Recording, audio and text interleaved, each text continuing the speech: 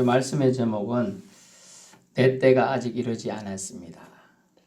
말씀 제목 내 때가 아직 이르지 않았습니다. 라는 제목으로 함께 은혜되는 시간 되길 바랍니다. 1절에서 11절까지 예수님이 첫 번째 행한 표적이 나타납니다. 뭐냐면 물로 포도주를 바꾸는 역사예요. 그거 쉬울 것 같은데 한번 해보세요. 쉬운 건지. 옛날에 쉬운 게 아니에요. 물로 포도주를 만든다. 예전에요. 중세시대 때 이런 비슷한 게 있어요. 예수님도 물이 변화해 포도주로 만드셨는데 우리 사람들도 할 수 있다 하고 한 게 있는 게 뭐냐 하면 연금술이에요. 연금술.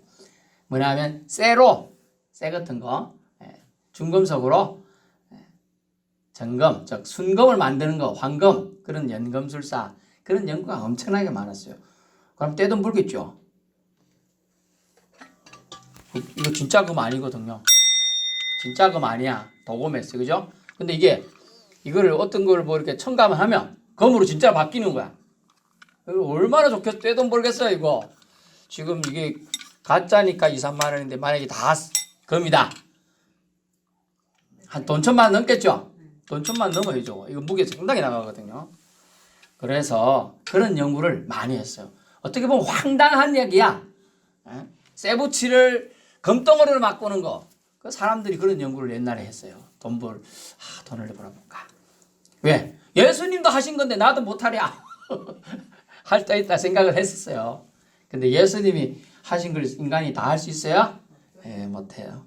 정도선이 있지. 사람이 할 수 있는 선이 있고 신이 할 수 있는 영역이 있는데 예수님이 오늘 물이 변화의 포도주 되게 바꾸는 거는 인간적으로 할 수 있는 능력이 아니고 신적인 능력이에요.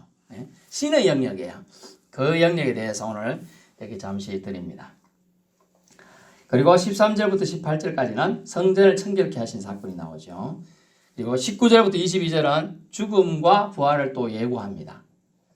그리고 23절부터 25절까지 사람의 심성을 모두 아시는 예수님이 또 신성이 드러나게 됩니다. 그러면 오늘은 내 때가 아직 이르지 않았다라는 말씀을 통하여 신성과 인성 속에서 주님이 중심을 딱 잡고 계시는 부분이 나오게 됩니다.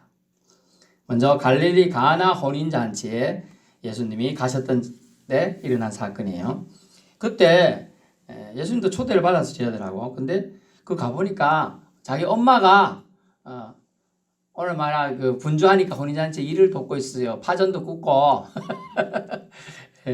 이런저런 잔심부름도 하고 계신 거예요. 어머니가. 엄마 여기서 뭐해? 나 일 돕고 있다. 그렇게 얘기했어요. 그러고 있는데 갑자기 이제 하인들이 수근수근 하고 있는 거예요. 길을 기울여 보니까 아니 포도주가 떨어졌어. 왜냐하면 그 중동 지역에는 물이 귀해요. 물이 귀해서 물 대신에 이제 포도주를 담가가지고 그걸로 이제 물 대용으로 마시기도 하고 또 그것을 이제 잔치 때 꼭 포도주를 내야 되는 관습이 그 풍습이 있어요. 그래 우리나라 말하면 우리가 혼인잔치에 뭘 꼭 먹죠? 국수를 삶아 사투리 써도 못 알아듣시는데 국시를 먹어요. 국수. 그래 그런 것처럼 이쪽에는 포도주하고 떡이나 이런 거 좀 준비된 걸 먹는 거예요. 그런데 손 대는데 포도주가 다 떨어졌다 그러면 사람들이 뭐라고 하느냐? 뭐야 잔치집 불러놓고 사람들을 대접이 허술하다 이런 하면서 입방아에 오르게 되죠.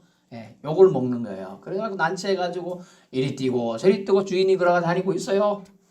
그 얘기를 듣고 예수님 엄마가 예수 보고 야 예수야 이리 와봐. 왜요 어머니? 그러면서 이렇게 물으니까 이렇게 말해요. 지금 봐봐 포도주가 떨어졌다고 하는데 어쩌면 좋겠노? 그건 저하고 뭔 상관이에요? 이렇게 스님이 얘기했어요. 처음에 4절 예수께서 이르시되 여자요 여기서는 걱정칭단이에요. 나와 무슨 상관이 있습니까? 내 때가 아직 이르지 않았습니다. 라고 정중히 거절하는 단어를 사용했습니다. 도움을 요청할 때 거절해요. 사실은요. 5절 근데 믿음이 있는 모친은 어떻게 하느냐 하면 하인들에게 무슨 말을 하든지 그대로 하라고 해요. 하인의 최고 덕목이 뭐냐? 주인과 종, 주인의 사랑을 가장 받는 종, 하인의 덕목이 뭡니까? 시키는 대로 하는 거. 이게 제일 생각할 필요 없어. 시키는 대로 하는 거. 그런데 예수님은 이 일하고 있는 하인들의 직접적인 주인은 아니죠? 그런데 인류의 주인으로 오신, 인류의 구원자로 오셨으니까 엄격히 말하면 주인이죠? 그런데 시키는 대로 좀 하라 이렇게 말을 합니다.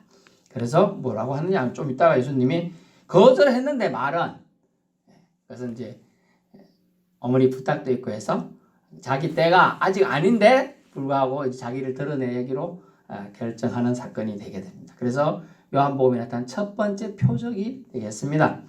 돌 항아리에 물을 채우라 그랬어요. 물은 채울 수가 있죠. 그래서 실질적으로 이론적으로 물을 채우라. 예수님 두 가지를 하인들에게 말해서 물을 채우라.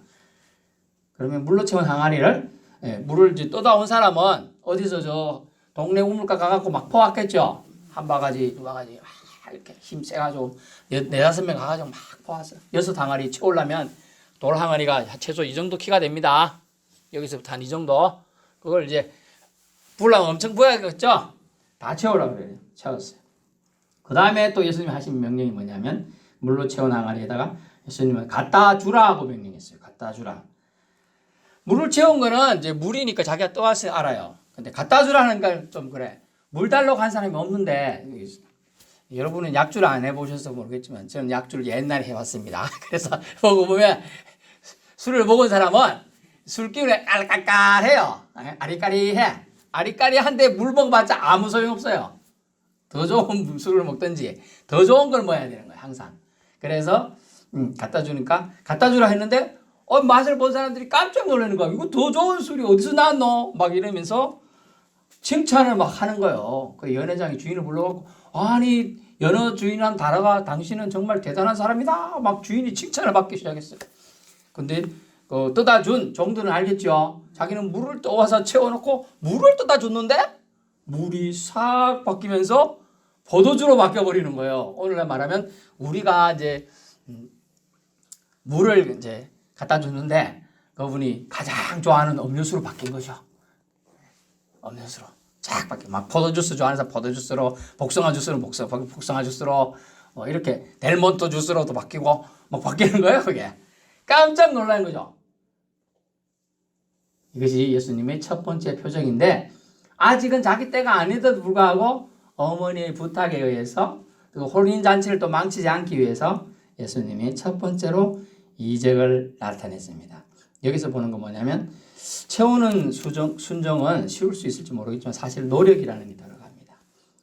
하지만 갖다 주는 거 갖다 줄 수 있죠. 하지만 실천이에요. 이것도. 그게 뭐냐면 어쨌든 꿍꿍대고 내가 이런 것도 해야 되나 생각되지만 순종할 때 일은 일어나요. 그래서 하나님의 명령에는 뭐냐 하면 반드시 순종이 따랐을 때 역사가 일어난다는 거예요. 하나님은 순종은 열매가 있어요. 반드시. 그런데 그 열매는 끝에가 화살표 해가지고 달다. 달아요. 우리 몸에 약을 먹어. 몸에 안 좋으면 약을 먹어.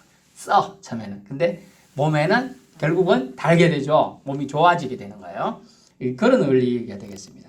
예수님은 처음에는 이제 나하고 상관없는 혼인잔치지만 초대를 받아서 갔는데 어머니가 하도 요청을 하니까 거절을 했지만은 그 수많은 혼인잔치 초대된 사람들을 실망시키지 않고 또 어머니의 기대감을 또 실망하지 않는 한도 내에서 첫 번째 이적을 드러내셨다라는 걸 오늘 우리가 말씀을 통하여 듣게 됩니다. 순종하면 능력을 보게 되고요. 순종하면 기적을 눈으로 보게 되는 거예요. 기적을 눈으로. 예수님은 모친의 요구에 예스 하시진 않았지만은 아직 때가 이르지 않았다 하신 이유가 뭘까요?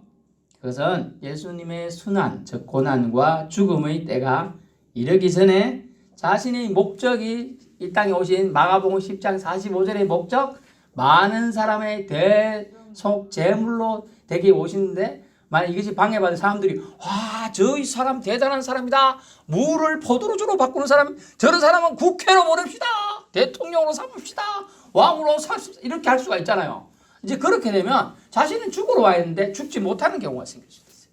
인간적으로 사람들이 그렇게 할 수 있기 때문에 이제 그런 자신의 목적을 방해받지 않고자 예수님은 아직 때가 이르지 않았다라고 말씀을 하신 거예요. 13절부터 다시 보면 6월절 명절이 가까워지고 있어요. 오늘날 말하면 우리나라 말하면 이제 설날 명절 같은 거예요. 설날 구정이라 그랬죠. 옛날에는 설날 명절이 가까워졌습니다. 예수님께서 예루살렘으로 올라가는데요. 성전 안에 들어갔는데 일이 발생했어요. 성전 안에 이사야서에 하면 내 집은 만민이 기도하는 집이다 라고 선포되어 있고 누구든지 쉼을 얻고자 하는 사람, 주님을 찾고자 하는 사람 나와서 기도하게 되어 있어요. 그리고 마음이 문드러지고 속이 상한 사람도 주의 전에 와서 기도하면 하나님 내 마음이 아픕니다. 또 내 자식이 어디가 아픕니다. 고쳐주십시오. 막 이렇게 간절하게 하나님을 만나는 장소가 어딜까요? 성전이에요. 그런데 성전에 들어갔더니 14절 소와 양과 비둘기를 파는 자들과 환정상들, 즉 돈 바꾼 자들이 앉아있는 것을 보셨어요. 그리고 예수님께서 경노하셨어요. 화가 대빨로 많이 났어요. 이때까지 이렇게 화를 크게 낸 적은 예수님 생전에 처음이에요. 처음. 항상 부드럽게 뭐라 해도 그렇지 그럴 수도 있지 뭐 이렇게 얘기도 하고 먹을 거 없다. 네가 먹을 걸 주거라. 세금 내라. 네가 어디 가서 낚시해가지고 가져와서 갖다 주거라. 이렇게 가르침을 항상 베푸는데 오늘은 뭐 그런 얘기도 한 개 없이 화가 이빨이 나가시고 일본말 써 죄송합니다. 화가 억수로 사투리 썼네요. 많이 나가지고 어떻게 했느냐? 노권을 만들었어요. 노권을 만들어가지고 막 휘둘러갖고 소와 양을 쫓아내는 거야. 그럼 소가 좀 덩치가 크지요? 송아지도 덩치 이만하잖아요. 소니까 더 크잖아요. 양은 또 매일 따라가 막 뛰댕기니까 성전 안이 막 난장판이 되는 거예요. 그래가지고 다 쫓아내시고 또 돈 바꿔주는 그 돈을 막 엎어버렸어요. 쏟아버리고 그 다음에 상도 발로 차가지고 막 잡아뜨리고 깨부셨어요. 그 비둘기 타는 자들에게 말하면 이것을 가져가라. 아니 의외로 소와 양 파는 데는 화를 되게 많이 내는데 비둘기 파는 자들에게 또 그렇게 좀 덜 내요. 이것을 가져가라 정도로 뭐 말은 세게 했을 가능성이 있어요. 하면서 내 아버지 집으로 장사하는 집을 만들지 말라. 이렇게 대노하시면서 말씀하신 거예요. 예수님이 이렇게까지 화내신 이유가 뭐라고요? 주님의 전을 사모하는 17절 주의 전을 사모하는 열심히 나를 삼키리라는 말씀이 응해졌기 때문이죠. 17절 보세요. 주의 전을 사모하는 열심히 나를 삼키리 한 것을 기억하라. 기억 적히고 시편 69편 9절에 이런 말씀이 있다. 이렇게 적혀 있습니다. 참조하시고요. 주님을 사랑하는 열정, 그 열정이 있는 사람은 하나님의 전의 목적대로 사용되지 않은 걸 볼 때 안타깝고 슬프겠죠. 그래서 이런 마음이 생기는 거예요. 저 사람 왜 이렇게 오바하나? 이럴 수가 있겠지만은 보통 사람 생각에는 그게 자기 정신, 즉 주인 정신이 생기고 사랑하는 마음이 꽉 차면 그럴 수 있는 거예요. 그죠? 그게 더 어떻게 보면 당연한 거예요. 생각해 보세요. 여러분 안방에 오늘 피곤해가지고 이제 열심히 불도 깎고 바지락도 깎고 피곤해 집에 가서 잠을 자려고 하는데 다른 누군가가 들어가서 뚝 누워 자고 있어. 화가 나요 안 나요? 당신 누군데 와서 이렇게 하노? 쫓아내겠어요 안 쫓아내겠어요? 나무 집에 와가지고 또 그거 하가는 게 안방에다가 밥도 꺼내가 다 먹어뿐네. 설거지도 안 놓고 방에 그냥 놔둬버렸어. 화가 나죠? 그런 거예요 지금 상태가. 다른 누군가가 들어가지고 우리 집에서 누워 잔다 하다. 또 우리 집에 밥을 마음대로 먹어버리고 심지어 또 저쪽 방에 가니까 여러 명 이상한 남자들이 들어가지고 도박판을 벌여놓고 있어. 될 일이야 안 될 일이에요? 안 될 일이에요 지금. 여기저기 소똥 양똥 비둘기똥 늘 부러져 있고 냄새는 코를 찌르고 화가 납니까 안 납니까? 그러지. 예수님이 화내신 이유는 성전은 하나님이 전에 하나님이 지금 하나님을 사모하는 열심히 있는 사람들, 또 마음이 상처받고 찢긴 사람들, 가난한 사람들, 우울한 사람들, 아픈 사람들 나와서 예배드리고 기도하고 하나님을 만나야 되는 자리야. 그럴 수 만날 여건을 만들어주지 않는 거야 애초에. 예배드리는 게 뭐 올라온 게 사람 순례자들이 오히려 그거 딴 거 지금 예물, 즉 재물 드리는 그 문제 때문에 거기서 소 사고 양 사고 돈 바꾸고 돈을 그쪽 멀리서 오면 다른 나라 돈이 화폐가 있을 수가 있잖아요. 그걸로 내면 되는데 여기서 또 필요한데 반세계를 내라 이러니까 그 세계로 바꿔야 되는 거야. 돈을 또 편리를 위해서 처음에는 만들었지만은 그 편리 때문에 성전에 예배 드리러 온 사람이 뭐가 중요하죠? 요한복음 4장 24절에 뭐가 필요해요? 영과 진리로 예배할지니 되는데 영이 타격을 받는 거예요. 그 육적인 거 돈 바꾸고 소 사야 되고 양 사야 되고 이런 거 하다 보면 지쳐버려 사람이. 너무 지치면요 육체가 피폐해버려 영이 고갈돼버리면 주님을 만나는데 지장이 있을까요 없을까요? 지장이 있어요. 지장이. 그러다 보니 예수님 그걸 아시고 마음이 너무나 상하셨어요. 그래서 당장 나가라 하라고 소리치신 겁니다. 또 화를 크게 내신 이유는 거룩한 예배를 이용하여 성전을 시장터로 만들어 백성들을 착취하는 그런 위선적인 종교 지도자들의 그 속내가 너무나 많이 보였기 때문이에요. 예수님은 중심을 살피실 수 있는 하나님이시죠. 그래서 중심을 다 아시기 때문에 아이고 저것들이 자기들 이익 때문에 저런 짓을 하고 있는 것이 다 보였기 때문에 너무나 마음이 아팠어요. 실질적으로는요, 이 성전에서 예배드리기 위해서는 이제 멀리서 오는 사람들은 그 물건 갖고 오다 보면 상할 수도 있기 때문에 사실 여와서 가까이 사는 게 맞아요. 그래서 더 좋은 싱싱한 거 좋은 건 받을 수 있겠죠. 그러나 그 원래는 그런 의도로 좋은 의도로 출발했지만 성전 안에서까지 지금 난리가 너무나 혼란한 것은 영과 진리로 예배드린 정신에 어긋나게 되는 거예요.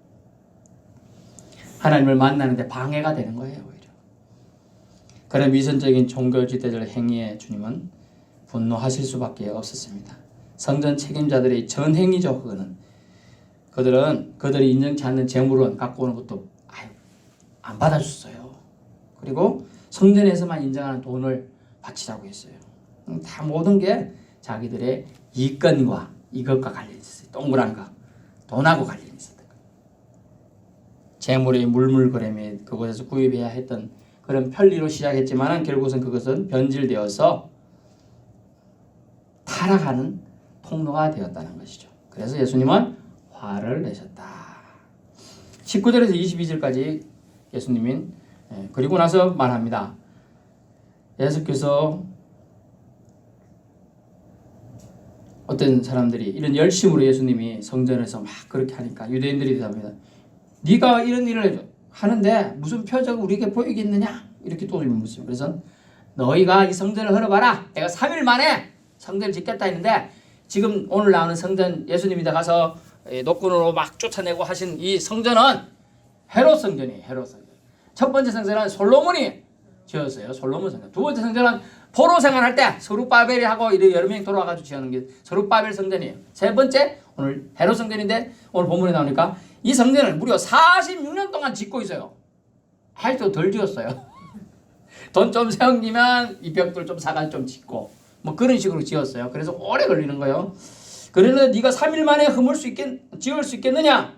이렇게 너는 아직 30살도 안 됐는 30살 정도 안팎인데 이런 얘기를 또 하는 거예요. 그러나 예수는 뭐냐 하면 성전된 자기 육신을 가리켜 한 말이다. 뭘까요? 예수님이 죽으시고 사흘 만에 부활하셔서 그래서 우리가 주님의 성전을 우리 몸된 교회라고 하는 이유가 여기에 있다는 걸 알 수가 있습니다. 22절 예수께서 부활하신 후에야 제자들이 이를 기억하고 성경과 말씀을 믿게 되었다라고. 예수님이 그때 말한 그 의미를 그때서야 깨닫게 되는 거예요. 여러분 지금 제가 이렇게 말해도 못 알아들을 수 있어요. 못 알아들어도 괜찮아요. 왜냐하면 언젠가 하나님이 성령을 통하여 또 이해하게 하고 깨닫게 해주실 거기 때문에 제자들도요. 예수님이 지금 말해도 이거 못 깨닫고요. 나중에 예수님 죽고 나서 또 부활하고 나서 깨닫는 사람이 깨닫게 된다고 그랬어요. 실제로 그렇게 깨닫고요. 예수님의 때에 대해서 잠시 봅니다. 성전의 더러움, 성전의 본래 목적, 하나님께 기도하는 집의 목적과 기능을 상실했는 게 그때 악함이 넘쳐날 때 예수님의 때가 임박함을 알 수가 있어요. 예수님 자신도 자신의 죽음과 부활에 대해 직접 예고하시면서 그 때가 임박, 저 다가왔음을, 우리 문 앞까지 와 있음을 말씀해 주고 있는 겁니다. 믿을 수 없는 사람들, 믿기를 거부하는 자들, 사람들은 믿고 싶은 것만 믿으려 합니다. 사실은 자기가 믿고 싶은 것만 믿으려 해요. 신자는요, 믿을 수 없는 것도 믿을 수 있어야 한다는 것입니다. 예수님의 죽으심도 믿고 싶지 않은 일이죠. 예수님이 첫 번째 예고할 때 어떻게 했어요? 베드로는 멱살을 잡으면서 못 죽습니다 라고, 그런 사건은 일어나서는 안 됩니다 라고 말하는 거예요. 그렇지만 예수님의 죽으심은 뭐예요? 예수님의 죽으심이 있어야, 따라해보세요. 예수님의 죽으심이 있어야 부활이 있을 수 있습니다. 예, 그렇습니다. 예수님의 죽으심이 있어야 부활이 있을 수 있기 때문에 우리가 황새의 뜻을 뱁새가 어찌 알겠습니까? 황새 멋지게 생긴 잘생긴 그 황새 그 롱다리로 설컹설컹 걸어가는 거를 참새가 저등저등 따라가고 언제 따라갑니까? 다 이해할 수가 없는 거예요. 이해 안 되는 거 제가 어떻게 하랬어요? 그냥 믿어야 되는 거예요. 믿음의 영역이에요. 그러므로 우리는 예수님의 죽으심이 있어야 부활이 있을 수 있기 때문에 결국 하나님의 뜻은 세워져야 한다는 것을 우리는 기억해야 돼요. 23절 표적을 보고 믿습니다. 23절 예루살렘에 계시니 많은 사람이 그의 행하시는 표적을 보고 그 이름을 믿었으나 라고 되어 있습니다. 많은 이적들을 또 거기서도 했음을 알 수가 있겠죠. 갔을 때 많은 사람들이 뒤에서 만졌는데 혈루병 길린 사람이 나왔고 또 뭐 이렇게 한 있습니다. 그런 것들 또 문둥병도 나왔고 이런 거 얘기까지도 나중에 나오게 됩니다. 24절 예수님은 그 몸을 사람에게 의탁지 않으셨다라는 표시 나와요. 24절에 몸을 그들에게 의탁하지 아니하셨으니 이는 친히 모든 사람을 아시며 사람에 의존하지 않았음을 알 수가 있어요. 그는 모든 사람을 아십니다. 따라해보세요. 주님은 우리 모두를 다 아십니다. 예, 다 알고 계세요. 우리 모두를. 심지어 뭐까지? 생각까지도 다 알고 계셔요. 앉고 서고 눕고 자고 하는 것까지 다 알고 계셔요. 우리는 공간의 제약이 있어서 저 밖에 뭐가 있는지를 모르고 지나요. 거미가 기가는지 지네가 기가는지 모르잖아요. 다 하나님의 눈에 다 보이는 거거든. 이런 공간적인 제약이 없어요.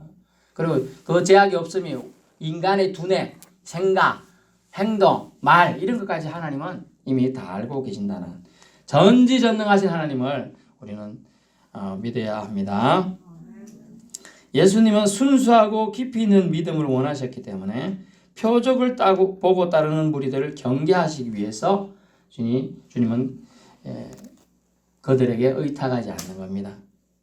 25절 또 사람에 대한 누구의 증언도 받으실 필요가 없었으니 그가 친히 사람의 속에 있는 것을 아셨습니다. 아멘.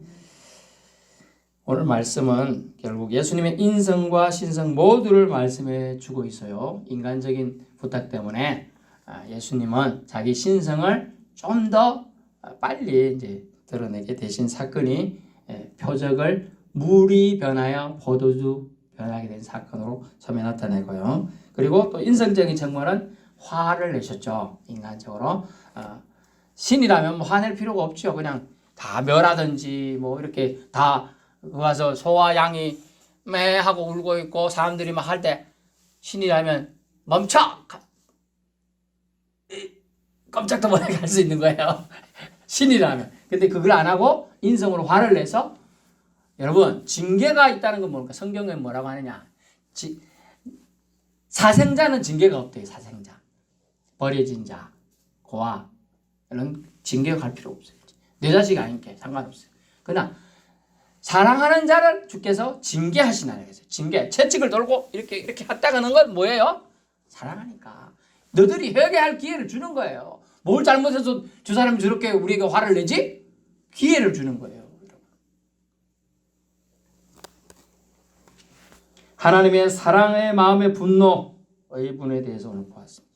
인정을 행하신 가나의 표적 모두 다 하나님 은혜임을 알 수가 있죠. 하나님이심으로 모든 사람의 생각도 꿰뚫어 보신다는 걸 우리는, 그러면 우리 생각을 어떻게 해야 될까요? 생각도 잠언서 4장 23절처럼 이렇게 지켜야 된다.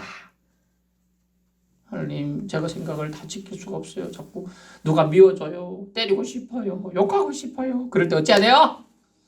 주 하나님 이름 부르면서 하나님, 제 마음을 지켜주세요. 제 생각을 지켜주세요. 악한 사탄 마귀가 제 생각을 막 지 맘대로 하려고 합니다. 이렇게 기도해야 되겠죠? 예, 그렇게 기도해야 돼요. 모두 하나님 아버지의 뜻 세우기 위해 예수님만 순종하시면서 오늘도 주님의 길을 가시고 계세요. 때를 기다리시는 예수님의 신실한 순종을 오늘 본문을 통해서 우리는 보았습니다. 우리도 하나님 나라의 때와 아버지 하나님 마음을 기쁘시게 해드리기 위해 정작 필요한 것이 무엇일까요? 우리는 지금 무엇이 필요합니까? 아버지 뜻을 순종하며 존중하며 한 걸음 한 걸음 더디더라도 동행하는 것이라 주님 오늘 말씀하고 있습니다. 하나님이 주신 주님의 열심을 주님이 하나님 아버지를 향한 열심을 가졌듯이 우리도 주님을 향한 열정과 사랑을 식지 않는 가운데서 한 걸음 한 걸음 주님의 음성을 들어가면서 함께 천국길을 같이 나아가는 저와 여러분 삶이 되길 바랍니다. 기도하겠습니다.